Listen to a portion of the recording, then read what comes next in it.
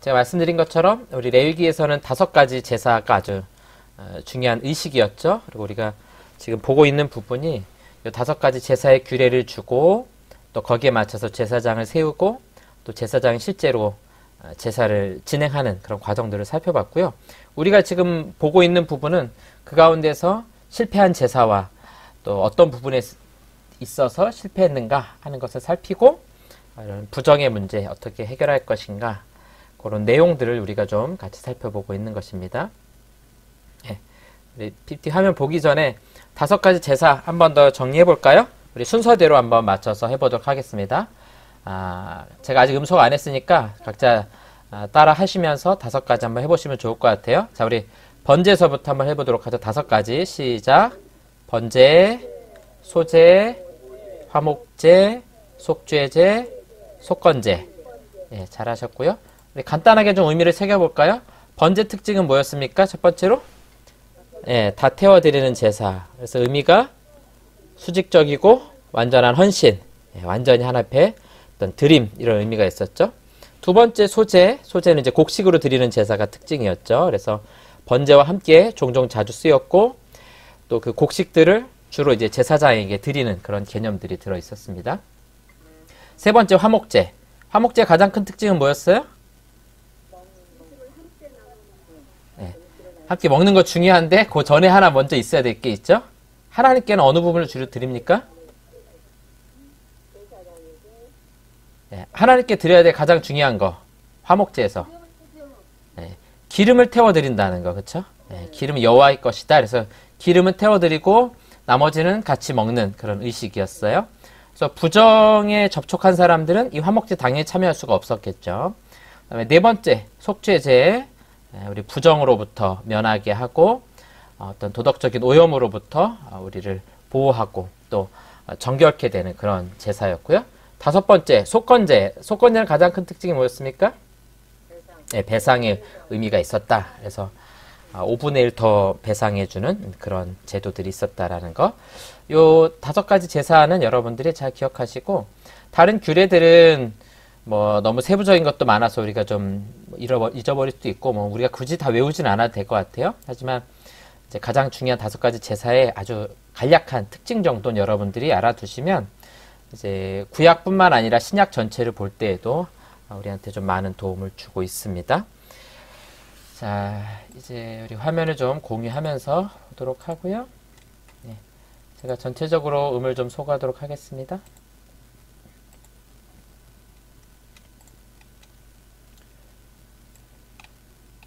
자, 오늘은 지난주에 이어서 부정과 부정의 처리 이어서 살펴보도록 하겠습니다. 10장 10절에 있던 말씀 거룩하고 속된 것을 분별하고 또 부정하고 정한 것 요 차이, 요 용어들이 오늘 본문에서도 계속 나올 겁니다. 자, 우리가 지금 살피고 있는 부분이 이거였죠. 부정의 문제가 대두됐었고 또 이제 부정을 어떻게 처리할 것인가 라는 문제가 이제 16절에서 나오는데 그 사이 부정한 것과 정한 것을 어떻게 분별할 것이냐. 지난주에는 음식에 대한 거 또 출산과 관련 부정의 문제를 살펴봤고요. 이제 13장 중간까지 했고 오늘은 이제 13장 중간에서부터 15장까지 내용 자체로는 그렇게 많지 않은데 절수가 되게 많아요. 그래서 쭉 보다 보면 좀 시간이 걸릴 것 같아서 오늘 15장까지 좀 살펴보도록 하겠습니다. 지난주 이어서 이제 38절부터 보도록 하겠습니다. 볼게요. 남자나 여자의 피부에 색점, 곧 흰 색점이 있으면 제사장은 진찰할지니 그 피부의 색점이 부유스름하며 잘 안 쓰는 단어. 빛이 좀 진하지 않고 약간 뿌옇다 이런 뜻인데요. 피부에 발생한 어루럭이라. 뭐 오늘날 우리가 어떤 피부 의학적인 그런 단어는 아닙니다. 그냥 피부병 우리가 지금 통칭해서 같이 살펴보고 있는 것이에요. 자, 이런 상태이면 그는 정하니라. 이거는 문제가 되는 피부병 아니다 그 이야기죠. 그렇죠? 부정한 상태 아니다. 그런 이야기를 하고 있는 거고요. 그 다음에 머리털이 빠지면 그는 대머리니 정하고. 그러니까 대머리는 부정한 것이 아니죠. 그 자체로는 그냥 정하다, 정상적인 상태라는 거예요. 앞머리가 빠져도 마찬가지로 이건 정한 상태고, 여기에 이제 불그스름한 색점이 있으면 나병으로 판단하는 겁니다. 거듭 말씀드리지만 오늘날 우리가 생각하는 문둥병이 아니라는 거예요. 예, 그냥 거기 어떤 일종의 피부병이 발생했다는 거죠. 제사장이 진찰하고요. 만약에 나병 환자로 판단되면 부정한 상태가 되는 겁니다. 우리의 관심은 판결을 하는 사람이 제사장이었고 또 정한 상태가 되는 거를 판단하는 사람도 제사장이었다. 그거 우리가 계속 살펴보고 있는 겁니다. 자, 이때 좀 규정을 보세요. 나병 환자는 옷을 찢고 어떤 슬픔의 표현이죠. 머리를 풀며 마찬가지로 이제 구약 성경에서 자주 이제 이런 장면이 등장하게 되죠. 옷을 찢거나 머리를 풀어헤친다거나 그다음에 윗입술을 가리고 이제 이건 우리가 보겠지만 이건 콧수염을 말하는 겁니다. 외치기를 부정하다 부정하다 할 것이요.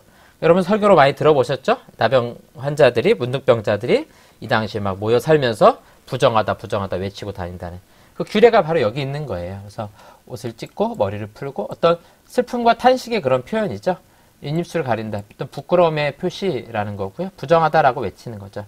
다른 사람들로 하여금 접촉하지 않게 하려는 그런 방법입니다. 병이 있는 날 동안은 부정할 것이라 그가 부정한 즉 혼자 살되 따로 살아야 되죠. 진영 밖에서 살지니라. 이게 좀 개인한테는 좀 안타까운 거죠. 그래서 복장 또 외침 그다음에 진영 밖에 격리하는 이런 규례들이 따라오게 됩니다. 진영 밖에 사는 자들이 좀 있었는데요. 비유대인 잡족이라고 이제 성경에 나오기도 하죠. 출애굽할 때 이 히브리 사람들만 나온 게 아니에요. 출애굽기 잘 보시면 온갖 잡족이 다 따라 나오게 됩니다. 그게 기회거든요. 유대인 때 히브리인들이 나올 때. 그리고 죄인들도 진영 밖에 살았고 부정한 자들도 이제 진영 밖에 있고. 우리 여러분 서론에 처음 할 때 우리 그 그림 생각나시나요? 성막이 가운데 있으면 잘 안 보이죠. 성막을 중심으로 이렇게 동서남북으로 사방의 이스라엘 백성들이 진영을 치고 머물게 된단 말이에요. 이렇게 동서남북으로 각각 세 지파씩 이렇게 머무는 거 기억나시죠? 네, 서론에 다 있어요. 요 바깥에 뭐가 있다는 거예요. 요 바깥 울타리에 진영 밖에 사는 그러니까 히브리인이 아닌 사람들, 죄인들, 부정한 자들 있었고요. 또 우리가 제사 중에 어떻게 했어요? 진영 밖 재버리는 곳에 버리는 경우들이 있었죠. 예, 그럴 때 이 진영 밖으로 나간다 하는 거죠. 그래서 이 진영 밖으로 나간다는 것은 그래서 기본적으로 하나님의 언약의 복에서 차단된 자들이다 이렇게 생각할 수 있어요. 이 히브리인 아닌 사람들, 그렇죠? 언약하고 상관없는 사람들이거든. 이 사람들은 네, 그런 사람들 당연히 이제 언약의 울타리 바깥으로 나가는 거고요. 죄인들도 마찬가지죠. 네, 회개하지 않은 이런 죄인들에 대해서는 언약에서 이제 차단되는 거고 부정한 자들도 여기서 이제 울타리 안에서 밖으로 벗어나게 되는 겁니다. 미리암 같은 경우도 나병이 났을 때 어떻게 했어요? 진영 밖에 격리시켰죠. 그렇죠? 예. 미리암의 죄목은 뭐였습니까? 모세의 어떤 지도권에 대한 도전이었죠. 하나님이 너와만 말씀하셨느냐? 이렇게 도전했을 때 하나님께서 나병을 주셨죠. 그래서 7일 동안 이 진영 밖으로 나오게 되죠. 이렇게 나병 환자들은 이렇게 했다는 것입니다.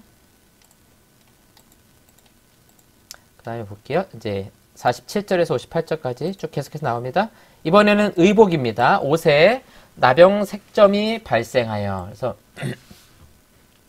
보시면 이런 직물에 나병이 생길 수는 없겠죠. 근데 나병 색점이 발생했다는 것은 뭐 그 사람에게서 옮겨간 것이 생길 수도 있고 아니면 그 의복 자체에 어떤 문제가 생길 수도 있는데 이제 우리가 생각하는 그 나병이 아니기 때문에 이런 의복에도 이런 것들이 좀 생겨날 수 있겠죠. 털옷에나 배옷에나 배나 털의 날에나 씨에나 혹 가죽에나 가죽으로 만든 모든 것에 있으되 요 날하고 씨는 요 다음 페이지에서 살펴볼 거예요. 자, 가죽으로 만든 모든 것에 병색이 푸르거나 붉으면 이는 나병의 색점이라. 이럴 경우 이제 제사장에게 보이라는 거죠. 이래 동안 간직했다가 그 다음에 그 색점이 그 의복이 날에나 씨에나 가죽에나 만든 것에 퍼졌으며 그러니까 어떤 의복에서도 이런 것들이 퍼져나가기 시작하면 이건 악성 나병으로 판단하고 부정함으로 어떻게 합니까? 만든 것을 불사를 지니 불태워서 제거해 나간다. 악성나병이기 때문에 그렇게 한다. 이렇게 규정하고 있습니다. 옷에 대해서도 이렇게 하라는 거죠. 그래서 보시면 여기 우리 성경에 나레나 시에나 이렇게 돼 있죠. 그래서 저도 이거 보면서 같이 본 건데 직물을 보면 그 왜 이렇게 뭐죠? 직물 짜는 거에 보면은 위아래로 이렇게 줄이 있고 가운데로 뭐 하나 넣고 뭐 올렸다 내렸다 막 하잖아요. 직물이 이렇게 교차해서 짜여지게 되는데 이제 위를 바라봤을 때 이렇게 세로로 되어 있는 걸 날이라 그래요. 날. 네, 그래서 여러분 영어 성경에도 워프라고 되어 있고요. 그 다음에 C는 이제 가로로 되어 있는 거. 왜 옷감 짤 때 보면 옆으로 하나 이렇게 쫙 넣잖아요. 그걸 넣어가지고 이제 단단하게 만들어주는 건데 가로로 넣는 걸 C라고 합니다. C. 그래서 아마 영어 성경에는 우프라고 되어 있을 거예요. 그래서 날과 C에 여기 이제 그 나병 색점이 생긴다는 거죠. 그래서 이게 좀 말이 좀 애매해요. 날과 C에 생긴다는 게 뭔가 그랬을 때 이 줄 선 하나하나까지 그렇게 생긴다는 건가? 명확한 뭐 의미는 정확히는 알 수 없겠지만 이것을 이제 직물을 만들기 직전에 생겨난 것일 가능성이 굉장히 있겠죠. 그렇게 좀 판단해 보면 좋을 것 같아요. 어쨌든 의복에 이런 것들이 생겨났을 때도 마찬가지로 부정하고 또 문제가 될 때는 악성나병인 경우에는 불태워서 없앴다 하는 겁니다. 그 다음에 제사장 보기에 퍼지지 아니하였으면 이렇게 우리가 우리 시대 보는 것처럼 퍼져나가는 게 중요한 거잖아요. 이제 그런 게 없으면 제사장이 어떻게 합니까? 빨게 하고 악성나병인 경우에는 불태우고 그 정도 아니다. 그러면 한번 빨아서 7일을 지켜보고 나서 색이 변하지 아니하고 색점이 퍼지지 아니하였으면 부정하니까 그것을 불사르라 이렇게 말하고 있죠. 이것도 마찬가지로 악성나병으로 규정하고 있다 이런 겁니다. 그 다음에 빨고 나서 보니까 색점이 옅어졌어요. 그러니까 점점 사라진다는 거죠. 이런 경우에는 그 색점을 찢어버릴 것이요. 그 일부분만 이제 찢어버리면 된다는 거죠. 의복의 나레나 시에나 가죽으로 만든 모든 것에 색점이 여전히 보이면 이거는 재발한 것이니까 당연히 어떻게 하겠어요? 불살라버린다는 거죠. 그렇죠? 네. 그래서 점점 퍼지는 것은 문제가 있기 때문에 불살라서 없애고 점점 옅어지면 빨아서 옅어지면 그 부분만 잘라서 없애버리고 이런 식으로 처리한다 하는 거죠. 내가 빤 의복의 나레나 시에나 가죽으로 만든 모든 것에 그 색점이 벗겨졌으면 그것을 다시 빨아야 정하리라. 그러니까 한 번 더 빨아가지고 정한 상태로 바꿔줄 수 있다 하는 것이죠. 이런 의복도 이런 부정의 상태가 중요하겠죠. 결국 사람이 입어야 되니까 부정은 부정을 전파한다고 말씀드렸죠. 그렇기 때문에 일반적인 사람이 이런 부정한 옷을 입거나 접촉하거나 그럼 본인도 부정한 상태가 되기 때문에 의복에 대해서도 정하냐 아니면은 부정하냐 이런 것들을 판단한다는 거죠. 결국 사람이 살고 접촉하는 모든 것에 해당이 되는 거예요. 뒤에 가면 결국엔 이거는 집 문제에서도 등장하게 되죠. 집에서도 마찬가지로 그런 부정한 것이 전파되고 있느냐 하는 것을 판단을 해야 된다는 겁니다. 자, 13장 요약하면요.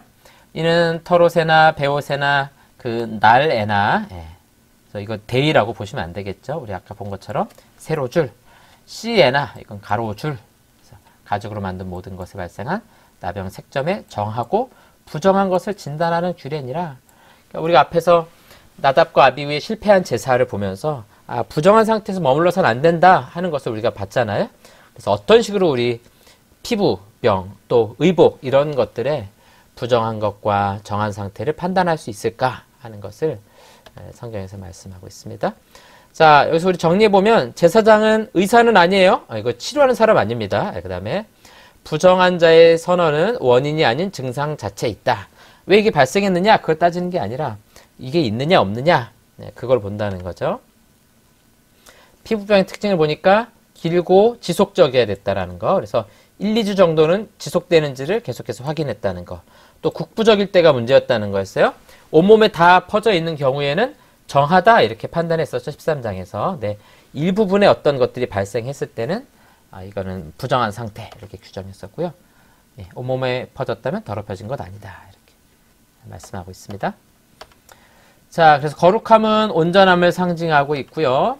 그다음에 짐승이 제사에 사용되려면 온전해야, 즉 흠이 없어야 한다라는 것을 우리에게 잘 보여주고 있습니다.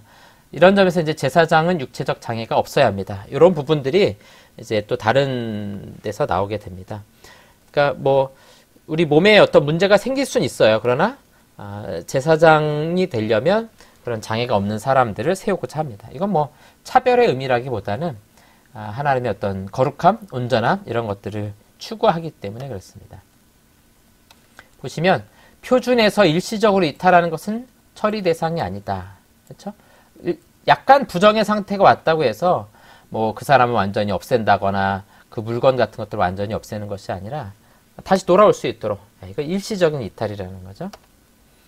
주로 이제 증상이 2주 이상 지속되면 진영 밖에 나가서 살아야 했고요. 또 성막의 정결함과 국가, 이건 이제 공동체를 말하죠. 거룩함을 보존하는 것이 굉장히 중요합니다. 그래서 진영 밖으로 내보내는 이유, 오늘날 우리로 말하면 격리죠. 격리. 일종의 격리를 해야 되는 이유가 바로 공동체를 보존하는 데 있었다. 또 공동체의 가장 핵심인 성막을 정결하는 데 있었다. 이렇게 좀 정리해 볼 수 있겠습니다. 개인의 불행이 국가의 영적인 행복을 깨뜨려서는 안 된다. 이렇게 말하고 있습니다. 여기서 말하는 불행이라는 건 뭐 심각한 불행이라기보다는 어떤 여기서 우리 본문에서 나오고 있는 것은 계속해서 어떤 피부에 생기는 그런 병들, 이런 것들이었잖아요. 이런 것들이 공동체 전체를 훼손해서는 안 된다 하는 겁니다. 자, 이제 14장을 좀 보도록 하겠습니다. 좀 비슷하게 이어지고 있어요.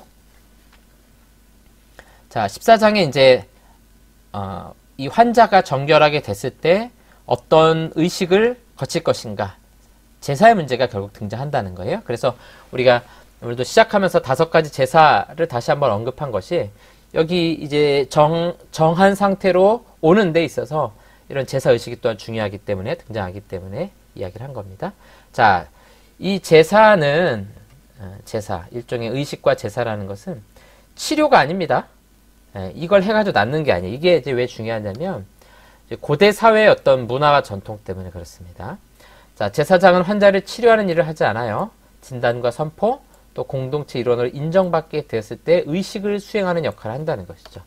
그래서 이 이방 민족은 병을 치료하기 위해서 제사장들이 축사와 마술 같은 걸 행했다는 거죠. 이런 의식들을 통해서 막 낫게 하겠다는 그런 일들을 했다는 거예요. 제사장 우리가 보고 있지만 이런 제사를 통해서 병 고치는 게 아니었죠. 그렇죠? 네, 그런 기능이 아니에요. 판단을 해서 나아졌으면 그때 부정으로부터 정하게, 정결하게 되도록 하는 의식일 뿐이지 병 고친 행위가 아니었다는 거예요. 이게 이제 이방 민족의 문화와 전통, 또 종교에 있어서 큰 차이점입니다. 자, 이제 14장에서는 앞부분까지는 피부병에서 나은 후의 정결의식, 우리 13장에서 피부병에 대해서 살펴봤고 무엇이 정하고 무엇이 부정한가 했잖아요. 그래서 정하게 되었을 때 그 이후에 어떻게 할 것인가 라는 것을 살펴보았죠. 그때 이제 정결의식이고요. 후반부부터는 이제 가나안 땅에 들어가서 살 때, 그때 어떤 식으로 할 것인가, 이제 그때의 규례에 대해서 이제 말씀해주고 있는 겁니다.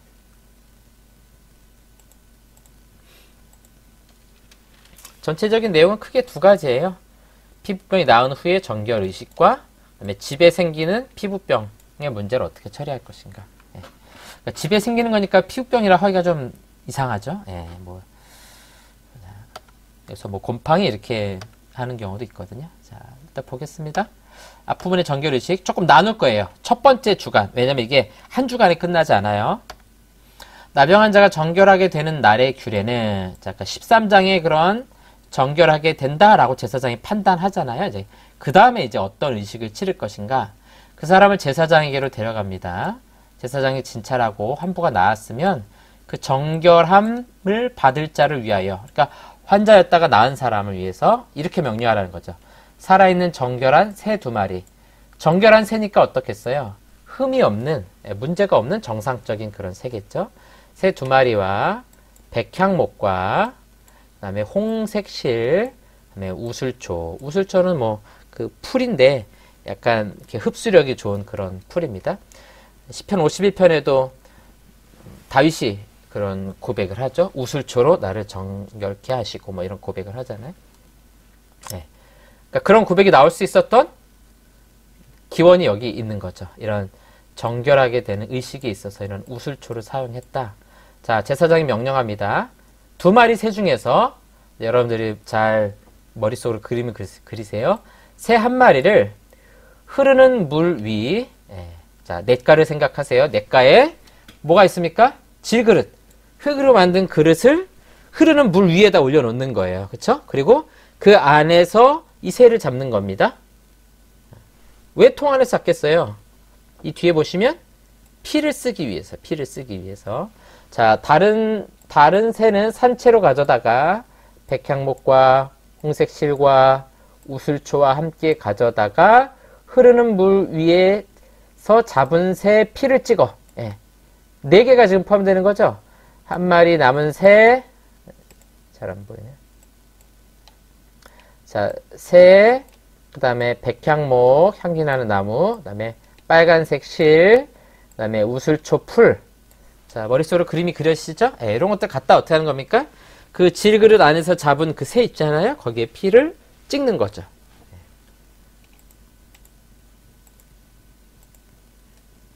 그래서 어떻게 하는 겁니까?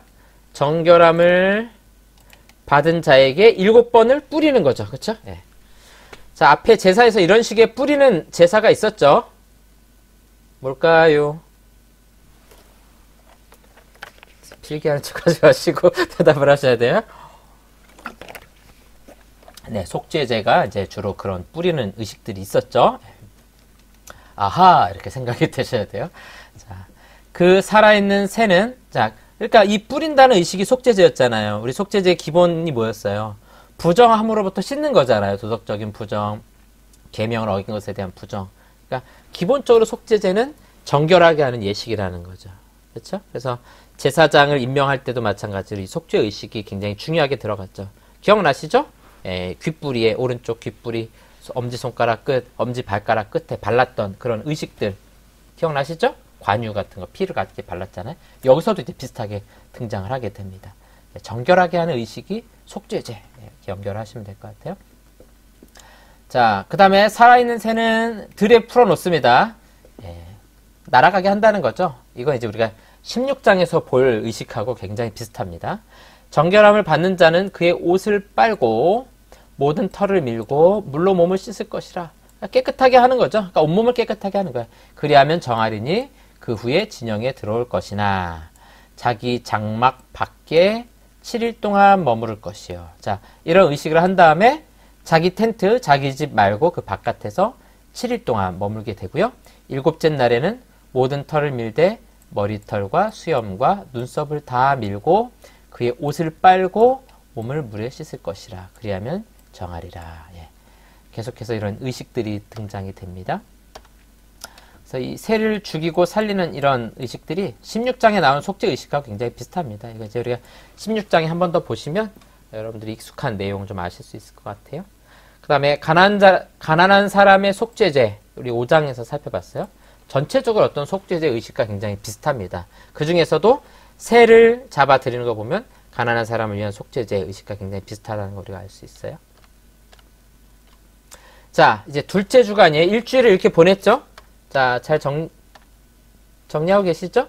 7번 뿌려서 정하게 하고 빨고 털을 밀고 몸을 씻고 7일째 되는 날 한 번 더 모든 털을 다 밀고 옷을 빨고 몸을 씻고 그리고 그 다음 날 8일째 되는 날 이제 흠없는 어린 순양 2마리와 1년 된 흠없는 어린 암양 1마리와 또 고운 가루 10분의 3 에바에 기름 섞은 소재물과 기름 한 록을 취할 것이며 록은 한 0.3에서 0.5리터 정도 되는 겁니다. 예.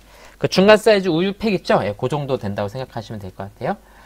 자, 지금 뭐뭐 들어갔어요? 짐승이 어린 순양 2마리, 1년 된 흠없는 암양 1마리, 그 다음에 가루, 이거 소재죠? 예, 소재에 필요한 것들 들어가고 있다는 거예요. 지금 다양한 제사가 준비되고 있다는 거죠. 정결하게 하는 제사장은 정결함을 받을 자와 그 물건들을 회막문 여호와 앞에 두고 어린 순양 1마리를 가져다가 기름 한 록과 아울러 속건제로 드리되. 예. 자, 제일 좀 특이한 게 나왔어요. 이 제사에 가장 안 어울리는 제사가 바로 이 속건제입니다. 그쵸? 배상제잖아요, 배상. 그래서 공부를 안 했으면 뭐 그런갑다 했는데 이제 공부를 여러분들 하셨으니까 속건제는 왜 나오지? 이렇게 질문을 좀 해보시면 좋아요. 성경에 정답은 안 나옵니다. 우리가 그냥 찾아야 돼요. 자, 들이대 여호와 앞에 흔들어 요제를 삼고 그 어린 순양은 거룩한 장소 곧 속죄제와 번제물을 잡는 곳에서 잡을 것이며 번제단에서 잡는 거죠. 속건제물은 속죄제물과 마찬가지로 제사장에게 돌릴지니 이는 지극히 거룩한 것이니라. 예. 자, 굉장히 복잡하지만 이런 짐승들을 가져와서 소제물과 함께 가져와서 제사를 드린다 하는 겁니다. 그 중에서 지금 속건제 그리고 이 속건제물은 요제를 삼았어요. 그러니까 제사장에게 줄 가능성이 굉장히 높은 것이죠. 이거는 제사장은 그 속건제물의 피를 취하여 정결함을 받을 자의 오른쪽 귓부리와 오른쪽 엄지손가락과 오른쪽 엄지발가락에 바를 것이요. 자, 기억나세요? 네. 우리 앞에서 제사장 임명할 때 이런 식으로 발랐었잖아요. 그래서 여러분들이 우리가 8장에서 10장 사이에 이제 8장에 보면 정확하게 나오거든요. 22절, 23절, 24절 예, 이렇게 여러분들이 거기다 좀 메모를 해놓으세요. 8장 22에서 24절까지. 그래서 모세가 잡고 그 피를 가져다가 아론의 오른쪽 귓부리와 그의 오른쪽 엄지손가락과 그의 오른쪽 엄지발가락에 바르고 그래서 신체 말단이라고 말씀드렸죠. 귀, 손, 발가락 이렇게 발라가지고 속죄의 어떤 의식들, 정결하게 하는 의식을 취했죠. 이렇게 피부병이 나온 경우에는 속건제로 들이대 이 피를 가지고 속죄제처럼 바르는 거죠. 제사장은 또 한 로게에 기름을 취하여 이번에도 보세요. 재밌어요. 자기 왼쪽 손바닥에 바르고 자 이번엔 기름을 누구한테 먼저 발라요? 제사장의 손바닥에 발라요. 기름을 먼저. 네.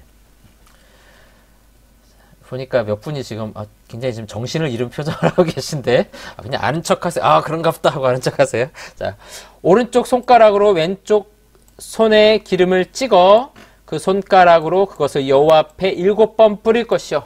자 보니까 이 피부병에서 나은 의식은 이제 정결하게 하는 자에게도 바를 뿐만 아니라 제사장 자신에게 손바닥에 발라서 오른손가락으로 왼쪽 손에 기름을 찍어 그 손으로 손가락으로 여호와 앞에 7번을 뿌리고 또 남은 것은 기름 남은 거 정결함을 받을 자의 오른쪽 귓부리와 오른쪽 엄지손가락과 오른쪽 엄지발가락 곧 속건제물의 피 위에 바를 것이며 자 그러니까 정결함 받는 자는 귀, 손가락, 엄지손가락, 엄지발가락 뭐뭐 발랐어요? 처음에 피 바르고 저 빨갛게 피 바르고 이제 여러분들 색깔로 상상을 해보세요. 그 다음에 이번에 뭐 발랐어요? 기름 그쵸? 기름을 피 위에다가 기름을 한 번 더 기름 코팅을 해서 지금 발랐다 하는 겁니다. 자, 그 다음에 기름이 아직 조금 남았어요. 그래서 그 손에 남은 기름은 제사장이 그 정결함 받는 자의 머리에 바르고, 그러니까 이제 남은 기름을 전부 다 머리에다가 싹싹 발라서 다 이제 처리하는 거죠. 네. 네, 잘 따라하고 계시네요. 잘하고 계십니다. 이거 보면서 한 번씩 자기 따라 해보셔야 돼요. 이렇게 손 내밀어 가지고 발라보고 뿌려보고. 네. 좋습니다. 네.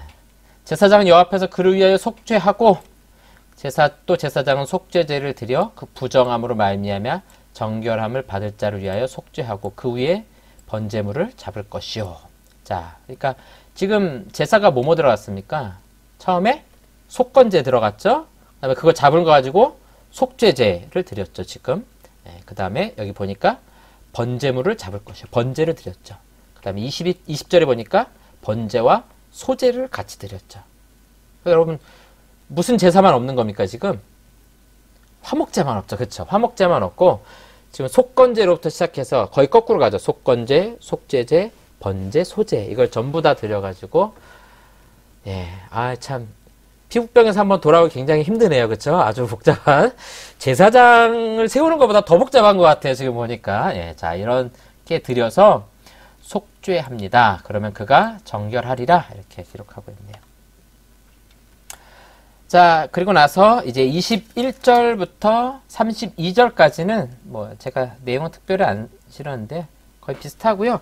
이제 가난한 자를 위한 어떤 규정들입니다. 그래서 이제 좀 재물만 약간 차이가 있고 거의 같은 방식으로 이렇게 드리게 돼 있습니다. 자, 우리가 기억해야 될 건 이 의식이 어떤 식으로 막 치러졌느냐 그걸 기억할 것이 아니에요. 피부병이 걸렸다가 정결하게 되는 거 누가 선포해요?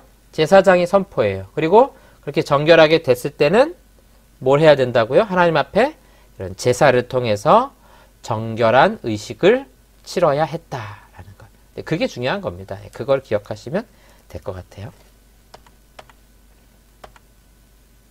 자, 우리가 살펴봤던 대로 5대 제사 중에 번제, 소제, 속죄제, 속건제 모두 등장합니다. 그래서 이제 왜 속건제까지 들어갈까 이렇게 좀 고민이 되는데 저는 이제 이걸 보면서 그런 생각을 좀 했습니다. 지금 보면 피부병으로부터 정결케 되는 거 가장 많은 제사가 들어가잖아요. 그러니까 여기서 제일 많은 역할을 했던 사람이 누구예요? 제사장이거든요, 지금 사실은. 네, 그래서 그런 점에서 제사장을 위해서 어떤 이런 배상의 제사가 필요하지 않을까. 성경이 왜 이걸 해야 된다 이런 이야기를 안 하기 때문에 이건 순전히 우리의 신학적인 상상력입니다. 이제 그 상상력을 채우는 게 사실은 이제 해석자들과 설교자들의 역할이죠. 그걸 가지고 이제 우리가 설교를 해 나갈 수 있는 건데. 그리고 공동체 전체를 위해서, 왜냐면 공동체 피해를 줄 수도 있었던 상황이잖아요. 그래서 그런 점에 있어서 이런 배상의 제사가 필요한 것 아닌가? 네, 저 해석입니다. 네. 자, 제사장 위임 의식과 굉장히 유사한 신체 말단에 피를 바르고 기름을 바르는 그런 의식들이 있었고요. 이런 피는 정결 과정을 완결짓는 그런 의식이죠. 그래서 제단에 뿌려진 피가 병나은 사람에게도 뿌려진다. 그래서 다시금 이 언약 관계로 들어가는 걸 상징하고 있어요. 공동체 밖에 있다가 안으로 들어오는데 핏뿌림을 통해서 다시 언약의 관계로 들어오게 되는 거죠. 그래서 우리가 성찬, 세례, 성찬 다 하나님의 언약과 관계 있는 거잖아요. 그래서 세례라는 것도 씻음을 상징하잖아요. 예수 그리스도를 믿고 그의 죽으심을 믿고 고백하는 건데 그걸 통해서 언약 관계가 체결이 되는 거죠. 그렇죠? 성찬은 뭐예요? 그게 세례였다면 성찬은 예수 그리스도의 그 죽음을 상징하는 떡과 피, 떡과 잔을 먹고 마심으로써 언약 관계를 확인하는 겁니다. 일종의 갱신하는 것이기도 해요. 계속해서 확인하는 거죠. 이 언약 관계를. 우리 눈으로 보면서 확인하는 거죠. 그래서 여기 이 정결 예식도 마찬가지로 언약에 다시 연결되는 그런 의식입니다. 자, 기름을 바름으로써 이 기름을 바를 때 하나님과 예배자, 그뿐만 아니라 누가 또 연결이 돼 있었어요? 제사장의 손에 기름을 바르고 그 기름을 뿌리고 또 기름을 예배자에게 발라주고, 그래서 이 셋 하나님과 제사장과 예배자 간의 어떤 연합이 이루어지는 거 우리가 좀 볼 수 있었습니다. 이제 이 질문이었죠. 왜 속건제가 들어갔을까? 저는 그래서 이 제사장과 또 공동체 전체를 위한 일종의 어떤 배상의 의식이다. 이렇게. 왜냐면 자기도 모르는 사이에 다른 사람에게 이런 것들이 퍼질 수도 있는 거잖아요. 그렇죠? 그랬을 때는 배상이 필요한 거거든요. 근데 누가 옮았는지 어떤 공동체 피해를 줬는지 모르기 때문에 그런 점에 있어서 하나님께 또 제사장에게 이런 속건제를 드리고 속건제 제물을 이렇게 드리지 않았을까 이렇게 생각해 볼 수 있습니다. 자, 이제 집에 생기는 이제 가나안 땅에 들어가서 이제부터는 자, 내가 내게 기업으로 주는 가나안 땅에 너희가 이를 때 너희 기업의 땅에서 어떤 집에 이제 건물입니다. 지금까지는 뭐였어요? 자기 몸과 의복. 이제 건물에 나병 색점이 발생하거든. 거의 비슷합니다. 제사장에 가서 말하면 됩니다. 그리고 제사장이 그 색점을 보러 가기 전에 집에 있는 모든 것을 비우도록, 그렇죠? 비우도록 하고 부정을 면하기 위해서 명령한 후에 들어가서 그 집을 볼지니 그 색점을 볼 때 그 집 벽에 푸르거나 붉은 무늬 색점이 있어 벽보다 우묵하면, 피부도 그랬죠? 피부보다 우묵하게 들어갔을 때 보통 이제 나병으로 판결했었잖아요. 네, 여기도 벽보다 우묵하면, 벽보다 우묵해지는 게 옛날엔 있을 수 있을 것 같아요. 지금 같은 이런 콘크리트 건물에서는 불가능하죠. 근데 이제 고대 사회는 뭐 나무라든가 아니면 이제 진흙이라든가 이런 것들을 했기 때문에 뭔가 그 안에서 미생물들이 생기기 시작하면 뭐 어쨌든 좀 부피가 줄어들 수 있겠죠. 자, 이런 일이 발생했을 때는 7일 동안 폐쇄한다는 거죠. 7일 동안 이제 비워놨다가 폐쇄하였다가 코로나가 우리에게 준 유익 이런 거 이해하기가 쉽다는 거죠. 아, 폐쇄. 건물 폐쇄. 우리 하도 많이 해봐가지고 이런 거 주변에서 이렇게 한다는 거죠. 자, 그리고 나서 7일 후에 가서 다시 한번 봅니다. 자, 색점이 벽에 퍼졌으면 이제 의복에서도 봤지만 이건 뭐예요? 그러면 아, 부정한 상태구나, 퍼져나간 상태구나 알 수 있죠. 색점 있는 돌을 빼내어 성 밖 부정한 곳에 버리게 하고, 성 밖이니까 가나안 땅에서 살 때 자기 공동체, 그쵸? 성 안에 이제 모여 살잖아요, 사람들이. 그 바깥에 이제 버리게 하는 거고요. 그 집안 사방을 긁게 하고 긁어낸다는 거죠. 그 긁은 흙을 성 밖 부정한 곳에 쏟아버리게 할 것이요. 그들은 다른 돌로 그 돌을 대신하여 다른 흙으로 집에 바를지니라. 어떻게 하는 건지 아시겠죠? 그 색점이 발생한 곳에 돌은 빼버리고 전체적으로 다 긁어낸 다음에 다시 새로운 돌을 넣고 새로운 흙으로 진흙을 쫙 발라가지고 깨끗하게 리모델링을 하는 거죠. 자, 이제 상상해 볼 수 있겠죠? 그 다음에 어떻게 하면 돼요? 시간 지나서 다시 한번 보면 되겠죠? 또 퍼져나갔으면 문제가 있는 거고, 퍼져나가지 않았고 뭐 색이 옅어졌거나 그러면은 정하게 되겠죠. 자, 그렇게 한 다음에 이제 문제가 생기는 케이스예요.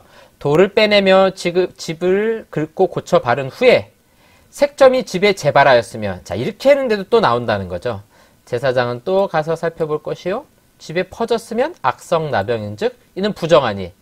처리했는데도 안 되는 거잖아요. 일단 어떻게 하라고요? 심각하네요. 집을 헐어버리래요. 집을 헐어버려. 오시면 뭐 빨든지 버리면 불태우면 되는데 집은 헐어버리고, 돌과 그 제목과 그 집의 모든 흙을 성 밖 부정한 곳으로 내어갈 것이며. 그래서 집을 굳이 헐어야 되나? 근데 여러분 고대사에 생각해 보면 이런 역병 하나 돌면 다 죽잖아요. 그건 너무 심각하거든요. 그걸 막기 위해서 그 집만 딱 헐어내도록 하는 거죠. 굉장히 아주 지혜로운 방법이죠.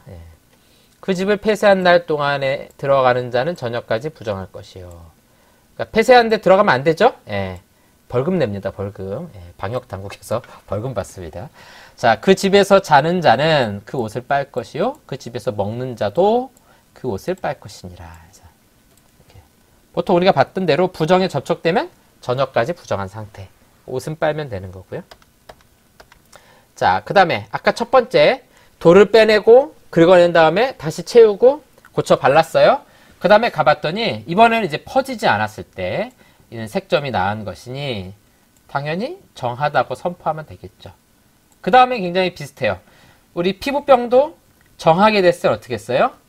제사를 드렸잖아요. 집도 마찬가지입니다. 집이 정결하게 됐을 때는 새 2마리와 백향목과 홍색실과 우슬초를 가져다가, 거의 비슷하네요. 새 하나를 흐르는 물 위 질그릇 안에서 잡고, 피를 받았겠죠. 백향목과 우슬초와 홍색실과 살아있는 새를 가져다가 잡은 새의 피와 흐르는 물을 찍어. 자, 피를 찍고 물을 찍어요. 그 다음에 그 집에 7번 뿌릴 것이요. 그는 새의 피와 흐르는 물과 살아있는 새와 백향목과 우슬초와 홍색실로 집을 정결하게 하고, 사람처럼 이런 정결 의식을 치르라는 거죠. 그 살아있는 새는 성 밖 들에 놓아주고 그 집을 위하여 속죄할 것이라. 그러면 정결하리라. 자, 사람의 정결 예식하고 차이가 하나 있었죠? 무슨 차이가 있어요? 제사가 따로 없죠, 여기에는. 제사가 따로 없어요. 의복과 옷감을 다루는 율법의 연장으로 우리가 간주해 보면 될 것 같습니다. 또 인간의 거주와 관련되었기 때문에 퍼져나감을 방지하는 그런 역할을 하고 있습니다. 그래서 굉장히 비슷하게 지금 다루고 있다 하는 것을 우리가 살펴보았습니다. 자, 이제 전체 요약입니다. 이는 각종 나병 환부에 대한 규례니 곧 옴과 의복과 가옥의 나병과 돋는 것과 뾰루지와 색점이 어느 때에는 부정하고 어느 때는 정함을 가르치는 것이니 나병의 규례가 이러하니라. 자, 그래서 하나님 앞에 나아가는 자가 부정해서는 안 되기 때문에 이런 규례를 주었다. 우리 계속해서 이렇게 살펴보고 있는 겁니다. 자, 회복 이후 사람을 위한 경우에 제사의식 요구됐죠? 부정과 거룩이 접촉할 수 없다 하는 것. 우리 비슷한 사건을 좀 마태복음에서 볼게요. 마태복음 8장에 보니까 한 나병 환자가 나와 절하며 이르되. 기본적으로 이 사람은 어떻게 하고 있어요? 옷을 찢고 머리를 풀고 콧수염을 가리고 그다음에 부정하다 다니며 사는 사람이었겠죠. 그리고 어디 있겠어요? 성 밖에, 공동체 밖에 따로 살았겠죠. 혼자. 이르되 주여 원하시면 저를 깨끗하게 하실 수 있나이다 하고는 예수께서 손을 내밀어 그에게 대시며. 자, 충격적이죠 이제. 우리 레위기를 공부해보니까 이거 돼요 안 돼요? 손대면 안 되잖아요. 예수님도 부정해지잖아요. 그렇죠? 예. 예수님께서 과감하게 손을 딱 대시는 거죠. 유대인들이 큰 충격을 받았겠죠. 이르시되 내가 원하노니 깨끗함을 받으라 하시니 즉시 그의 나병이 깨끗하여진지라. 자, 깨끗해졌으니까 이제 어떻게 해야 돼요? 누구 찾아가야 됩니까? 제사장 찾아가야 되죠. 그래서 제사장에게 내 몸을 보이고 모세가 명한 예물을 드려. 자, 모세가 명한 예물 4가지 뭐뭐 해야 됩니까? 자, 굳세게 입을 다물고 계시는 분들 우리 쪼박하 했는데요. 자, 피부병 나았을 때 4가지 제사 있다 그랬잖아요. 뭐뭐였어요? 화목제 빼고 나머지 번제, 소제, 속죄제, 속건제. 순서는 원래 거꾸로였죠. 속건제부터 시작해서 속죄제, 번제, 소제 4가지. 그러니까 여러분들 성경에다가 우리 공부했으니까 이런 거 써놔야겠죠. 모세가 명한 예물 4가지 이렇게 딱 써놓으시는 거죠. 이럴 때 이제 우리가 아는 척을 한번 하는 거죠. 이렇게 해서 번제, 소제, 속죄제, 속건제를 드린다. 이렇게 해놓으시면 되겠죠. 자, 마을에서 격리된 생활을 이 환자가 했을 것이고요. 자, 이제 이게 의문인 거죠. 부정과 접촉하신 예수님. 사실은 뭐예요?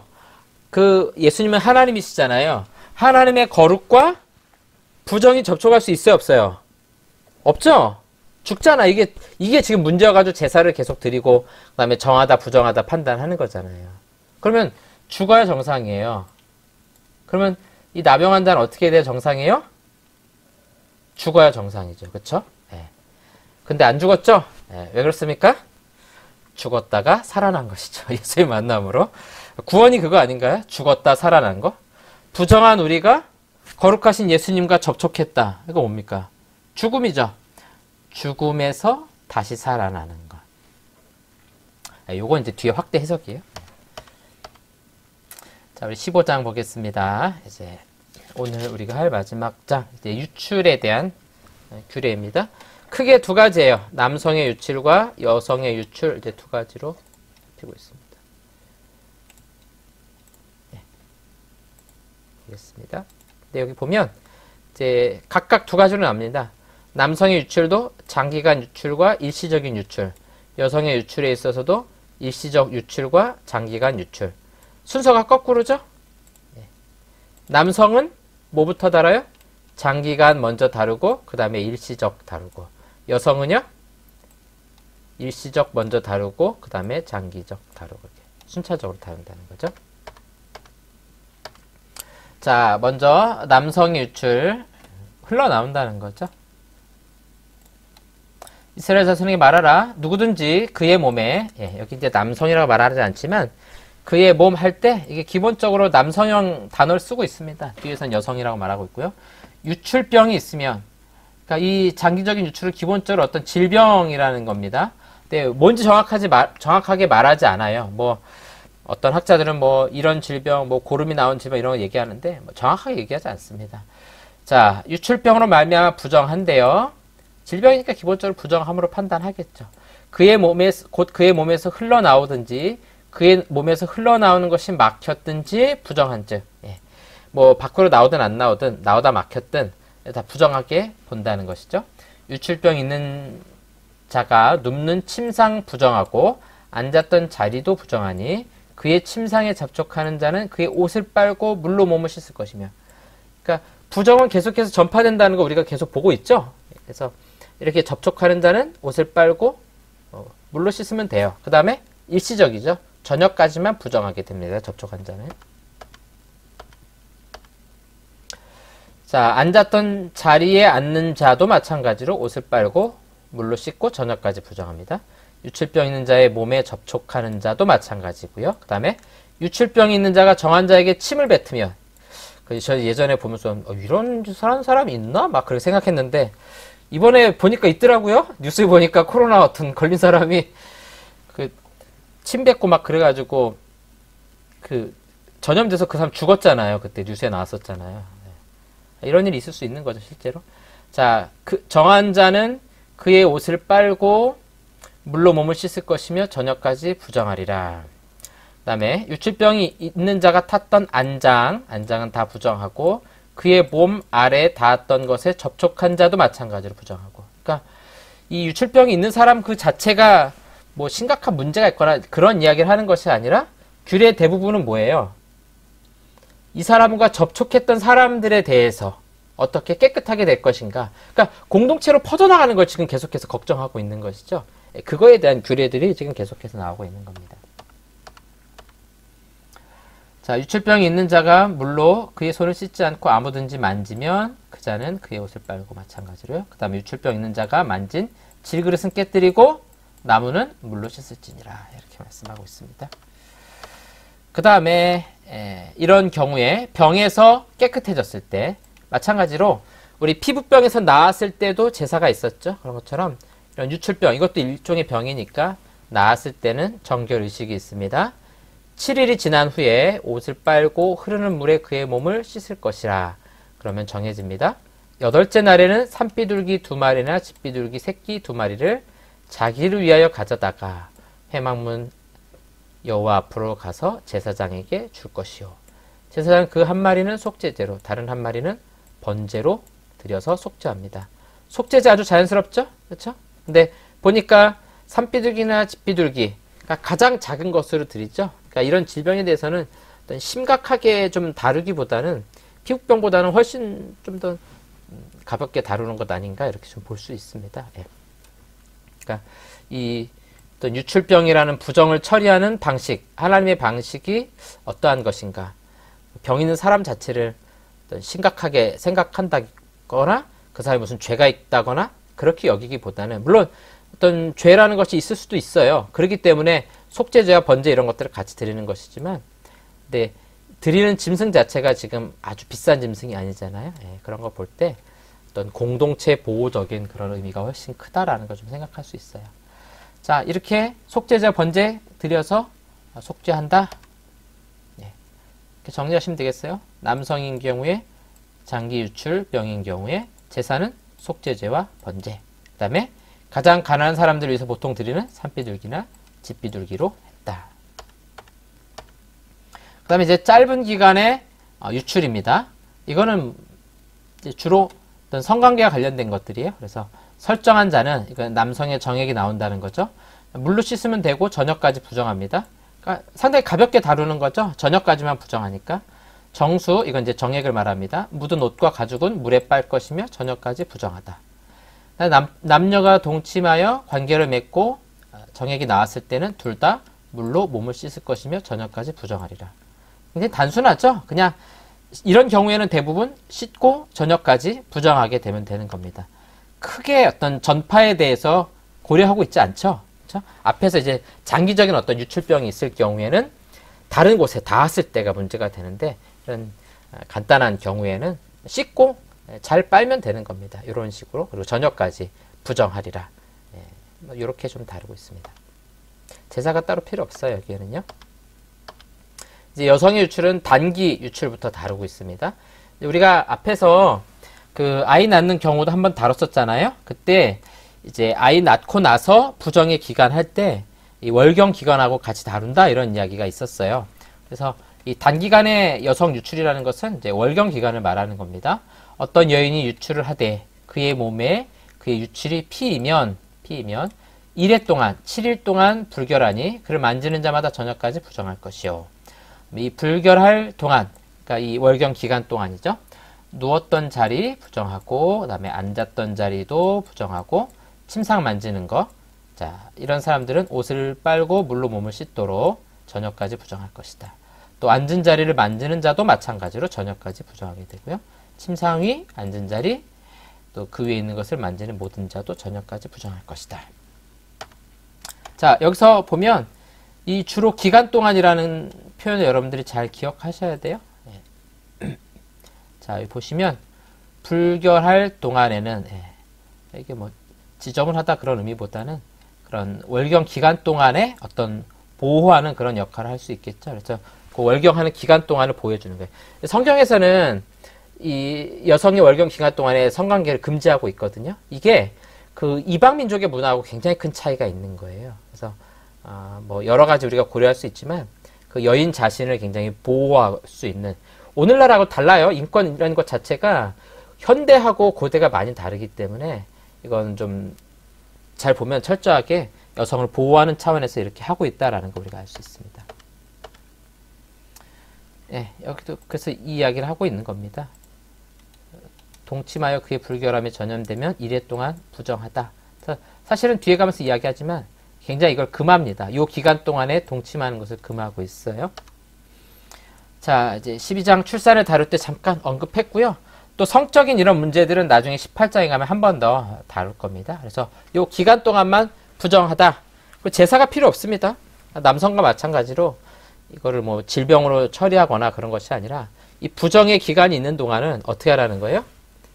제사의 자리, 예를 들어서 화목제물을 먹거나 성막에 나가는 거, 거기서부터 보호해주는 기간이라고 여러분들이 생각하시면 되겠어요. 다른 사람들하고도 만나지 않게 해주죠. 예. 그러니까 어떤 면에서 이 당사자에게 굉장히 좋을 수 있죠. 나에게 힘들고 좀 괴로운 그 기간 동안에 다른 것들과 접촉하지 않을 수 있도록 보호해주는 그런 역할을 좀 하고 있습니다. 예, 기간만 있다, 의식은 따로 없다라는 거 여러분들 생각하시면 되고요. 장기에 대해서는 다르겠죠. 남성도 유출병, 장기간의 유출병에 대해서는 좀 여러 가지로 다뤘던 것처럼 여기서도 마찬가지래요.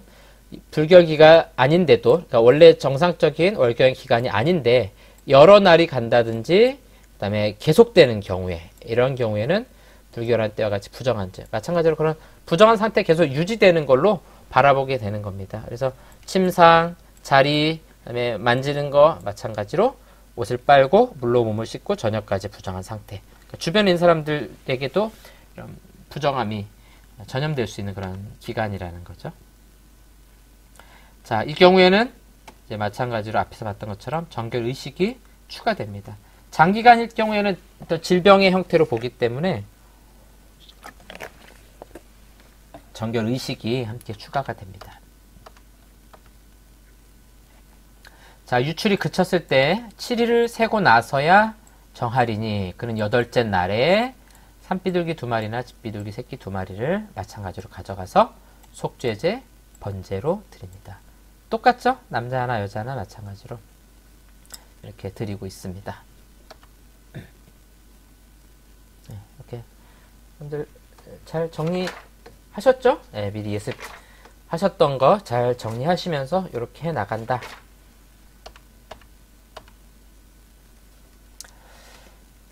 다시 정리해 볼까요? 남성인 경우에 장기일 때 마찬가지로 8일째 속죄제와 번제, 여성도 마찬가지로 장기일 때는 속죄제와 번제, 짧을 때는요 기간만 있다는 거죠. 예, 그래서 이렇게 이런 기간들이 존재한다는 것은 일종의 보호 차원이라고 여러분들이 생각하시면 좋을 것 같아요.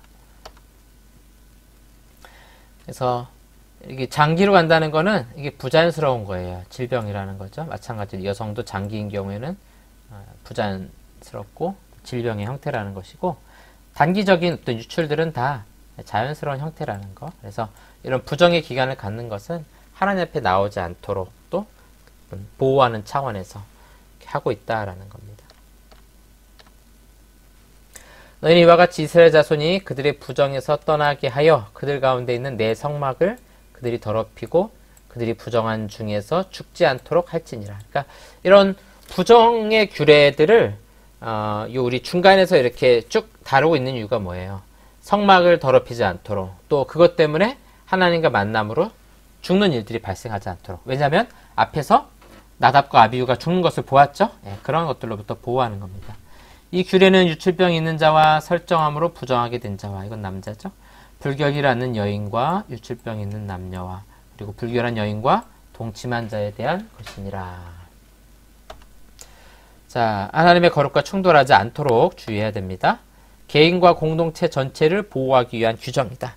항상 이런 기간이 존재한다는 거, 그 다음에 그걸 만진 자도 부정해진다라는 것은 개인도 보호할 뿐만 아니라 공동체 전체를 보호하는 역할을 하고 있다. 이걸 좀 생각해보고 이제 마무리하려고 하는데요. 혈루증 앓는 여인이 예수님께 나온 장면이 마가복음 5장에 등장하죠. 12해를 혈루증을 앓아온 여자. 그러니까 아까 우리 그 불결기의 기간을 우리 살펴봤잖아요. 유출병이 있는 기간.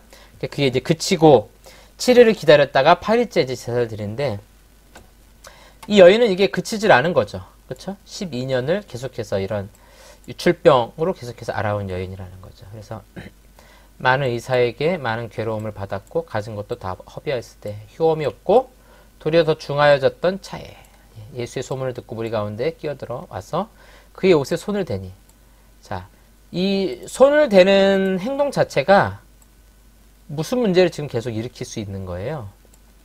부정한 자, 이 기간 동안에 부정하게 된 사람과 접촉하면 그 사람도 부정해지는 거잖아요. 그렇죠? 그걸 예수님께 지금 행동하는 거예요. 우리 앞에서는 예수님께서 나병 환자에게 먼저 손을 대셨고 여기는 이 여인이 와서 예수님께 손을 댄 행동이라는 거죠. 이건 유대인들이 봤을 때는 해서는 안 될 행동 중에 하나인 거죠. 그렇죠? 네, 여기에 이제 믿음이라는 게 들어가는 거죠. 내가 그의 옷에만 손을 대어도 구원을 받으리라 생각함일러라. 이에 그의 혈루 근원이 곧 마름에 병이 나은 줄을 몸에 깨달으니라. 예수께서 그 능력이 자기에게서 나간 줄을 곧 스스로 아시고 무리 가운데서 돌이켜 말씀하시되 누가 내 옷에 손을 대었느냐 하시니. 자, 여자가 자기에게 이루어진 일을 알고 두려워하여 떨며 와서, 두렵고 떨 수밖에 없겠죠. 예, 자기가 한 행동이 유대인들 보기엔 이게 문제가 심각할 수 있는 행동이잖아요. 그래서 그 앞에 엎드려 모든 사실을 여쭈니 예수께서 이르시되 딸아 내 믿음이 너를 구원하였으니 평안히 가라 내 병에서 놓여 건강할지어다. 이렇게 말씀하시면서 본문이 마무리가 되죠. 우리가 앞에서도 봤지만 이런 나병 환자 또 혈루증 앓는 여인 어떤 인식이었을까? 우리가 보았던 이런 율법의 내용들을 보면 부정하게 보는 이 사람들과는 아무도 접촉하려고 하지 않았겠죠. 자기도 부정해지니까. 그런 환자에 대해서 먼저 손을 내미셨고 그 혈루증 앓는 여인에 대해서도 거기서 책망하는 것이 아니라 치유의 손길로 바라보시는 그런 예수님의 좀 마음과 그런 따뜻함을 좀 우리가 함께 볼 수 있겠죠. 이 유출병의 기간 동안에 부정하다라고 생각해서 멀리하는 그런 여인을 먼저 만나주시고 따뜻하게 이야기해 주시는 그런 모습들. 네. 그래서 이런 본문들을 보면서, 그러니까 구약의 배경에 비추어서 이런 본문들을 봤을 때 유대인들이 느꼈던 그런 시각들을 생각하면서 보면, 사회적인 그런 시각들을 함께 바라보면 예수님께서 하신 이런 말씀과 행동들이 얼마나 좀 감격스럽고 감사한 일인가 이렇게 좀 생각해 볼 수 있을 것 같아요.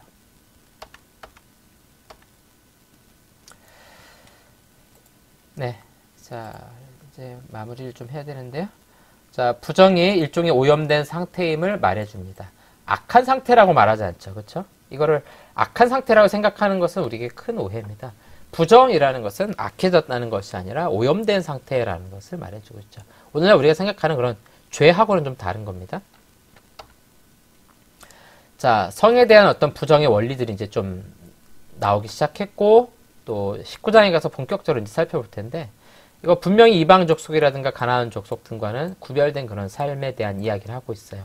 그 당시 어떤 여인들을 바라보는 어떤 인격성, 이런 것들 생각할 때 상당히 지금의 어떤 지금 바라보는 어떤 인격, 그런 거하고 상당히 차원이 많이 다르거든요. 그러니까 유대인들이 내가 여자로 태어나지 않은 것 감사합니다, 이렇게 대놓고 기도할 수 있는 이유가 그만큼 어떤 인권의 문제라는 것이 굉장히 심각했다라는 거거든요. 근데 거기에 대해서 성경은 상당히 다르게 이야기하고 있다는 걸 우리가 지금 볼 수 있어요. 예. 자, 일반적인 부정은 항상 임시적이었다. 그렇죠? 또 남성과 여성의 짧은 그런 유출의 기간이 딱 돼 있다는 것은 굉장히 임시적이라는 거예요. 그래서 개인을 보호하고 또 공동체를 보호하는 그런 역할을 하고 있다는 거죠. 장기적인 것에 대해서는 기간도 요구할 뿐만 아니라 어떤 의식도 요구하고 있었고요. 또 때로는 또 피부병이라든가 이런 것들에 대해서는 공동체로부터 이렇게 격리시킴으로써 그 공동체 전체를 보호하는 그런 기능들이 있었다 하는 것입니다. 오늘 우리가 여기까지 이제 살펴봄으로 이제 마무리할 텐데요. 이 제사, 실패한 제사 이후에 우리가 살펴봤던 내용들, 여러분들이 요거를 이제 하나로, 하나의 흐름으로 생각하시면 되겠어요. 11장에서부터, 먹는 것에서부터 시작해서, 우리가 이제 여기, 볼까요?